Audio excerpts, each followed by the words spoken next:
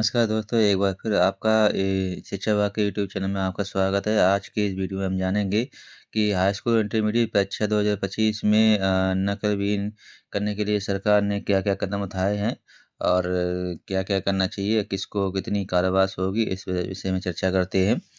परीक्षा केंद्र आखिर परीक्षा केंद्र से भिन्न किसी अन्य स्थान का प्रयोग सार्वजनिक परीक्षा के लिए करने पर धारा 13(3) में 10 वर्ष तक का कारावास और 5 लाख तक का जुर्माने का प्रावधान है। सार्वजनिक परीक्षा संचालन हेतु नियुक्त किसी भी व्यक्ति को धमकी, प्रलोभन या बल प्रयोग द्वारा परीक्षा को प्रभावित करने या करने का प्रयास करने वाले किसी भी व्यक्ति को धारा 13(4) में 10 वर्ष तक का कारावास और 10 लाख रुपए तक का जुर्माना हो सकता है।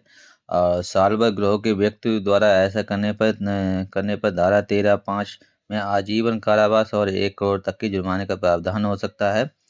और अगले पॉइंट पे आते हैं। अधिनियम की धारा 14 में किसी भी व्यक्ति को सार्वजनिक संचालन विषय कोई सौंपा गया है कार्य या कर्तव्य पूरा न करने की दिशा में संबंधित व्यक्ति को अधिकतम 7 वर्ष की कारावास या जुर्माने का प्रावधान हो सकता है।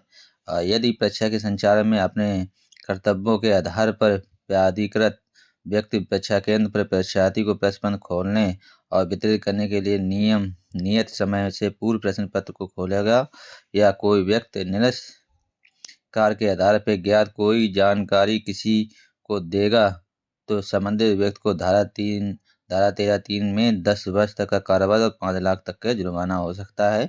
ऐसे व्यक्ति को परीक्षा केंद्र में प्रवेश करने या प्रवेश करने पर 10 साल तक का कारावास और 5 लाख तक का जुर्माना का प्रावधान है, जिसे सार्वजनिक परीक्षा में संबंधित कोई कार्य नहीं दिया गया है और जो परीक्षार्थी भी नहीं है। ऐसे व्यक्ति जो परीक्षार्थी भी नहीं है, मतलब पेपर नहीं दे रहे हैं और वो परीक्षा केंद्र में उपस्थित है, ऐसे लोगों को 10 साल का कारावास और 5 लाख तक का जुर्माना हो सकता है।